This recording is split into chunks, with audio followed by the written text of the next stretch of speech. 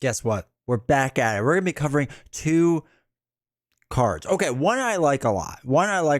The other one, it makes sense. Okay, I know there are going to be people out there like, no, this is actually a bonkers good card. It makes sense.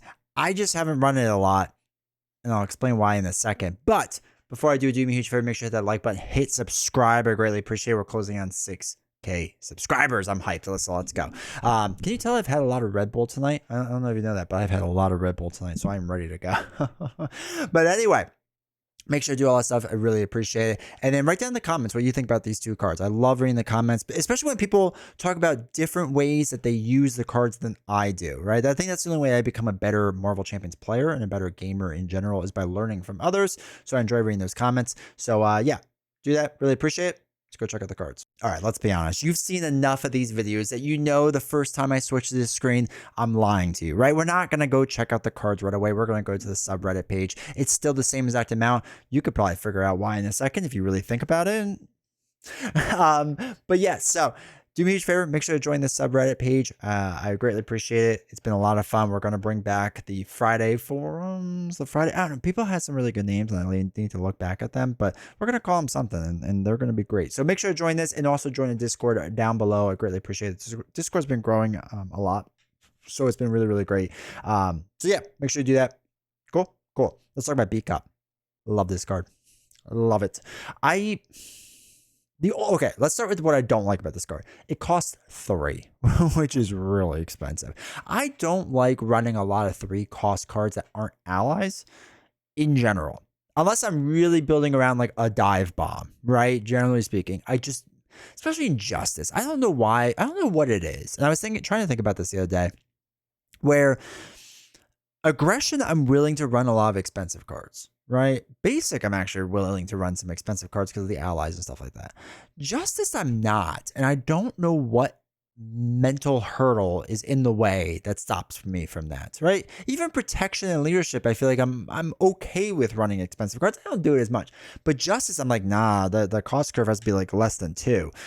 That's the only like downside to this card. And so it's expensive. It's not like overly expensive. The cost makes a lot of sense, especially if you get it out early on. So the 3 cost support of B Cop, action, exhaust B Cop, move 1 threat from a scheme to here. The second action you could do instead is exhaust and discard B Cop, deal 1 damage to a minion for each threat here, which is crazy, right? Especially if you get this early on, right? The benefit of just slowly removing threat is fantastic, especially in solo games. In multiplayer, maybe this doesn't make as much sense. But in solo games, yes, please. And especially if you could run multiple beat cops, right? Run 3 of these bad boys. Absolutely fantastic. I love it. And then for me, it's if it gets saved up to knock out a really strong minion, that's a bonus. But I don't even know if I care half the time if that's a thing that happens, right? I'm just happy to remove 1 threat each round early on. That it's okay. I don't have to exhaust my hero to remove a threat, right? Or I don't have to like really play this one. Or if I didn't get like a thwarting event this hand, it's okay, right? Beat Cop's gonna keep things in check. Like I said, for solo, I think this card makes a lot of sense. And then if it happens to knock out a minion, especially in the final push, right? Because usually your final pushes get messed up either from a side scheme that comes in or a minion that comes in with like patrol or something or guard or something, whatever it may be. And you know, you gotta re-strategize, you gotta replan. Beat Cop, get out of here, right? Like, it's such a great card. I really, really love this card. So the only downside to me is it's a 3 cost. Not that it's downside. Like I said, does anyone else have this? Like this mental hurdle that when you put in like 3 cost cards, especially for a certain aspect, you're just like, man, that's a lot. That's a lot more than I want to do. I don't know if anyone else has that problem or it's just a me problem. But let me know. Let me know your thoughts about this card. I don't play this card. I don't play it. Now, I'm not saying it's a bad card. It makes a lot of sense, right? So Inspiring Presence, a 1 cost event, play only if your identity has the Avenger trait, hero action, heal 1 damage from the ally and ready it, which is cool, right? Especially if you're playing a Avenger build. Now you don't have to, well, you have to in the sense that your hero has to be an Avenger or at least have the Avenger trait, but you don't have to heal an Avenger ally and ready them. It's a ally, right? An ally and ready it. I've just never used this card, I guess. And I don't know why. It's nothing against this card.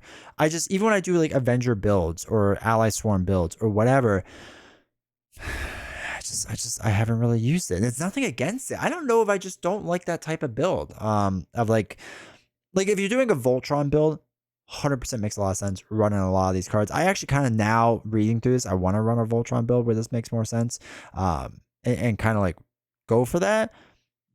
But I just haven't. And I don't know if anyone else has cards like that, where like you see the card, you see the value of the card, you actually play decks that maybe would use this card kind of well, but you just never done it, right? You just never did the thing that you're supposed to do, and you're not 100% sure why.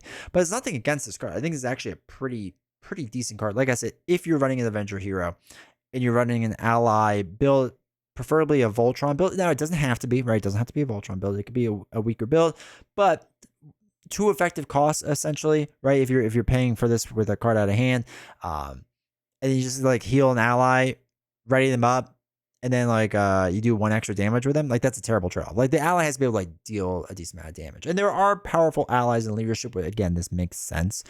Like Giant Man or whatever, especially if you're healing him up, because when he has like a certain amount of health, he does more damage. Yeah, all that makes sense. Perfectly get it. Just haven't done it.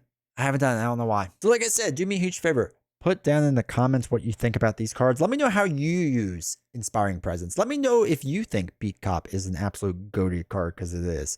I'm really curious about that stuff. And if you haven't done it yet, make sure to go over to twitch.tv/D20 Woodworking. Go hit the follow button, turn on notifications so you're going to go live, because the live setting is amazing. It's been a lot of fun. We're kind of doing different things there and whatnot. There's just been a lot of fun there. Let me just put it that way. Let me just put it that way. There's been a lot of fun there. Go join the community. It's really great. And I appreciate everyone that's been watching these videos. I appreciate everyone that's hit the subscribe button. It means a lot. Like truly, we're closing on 6K. So thank you, everyone that's done it. And I'll see you all next time.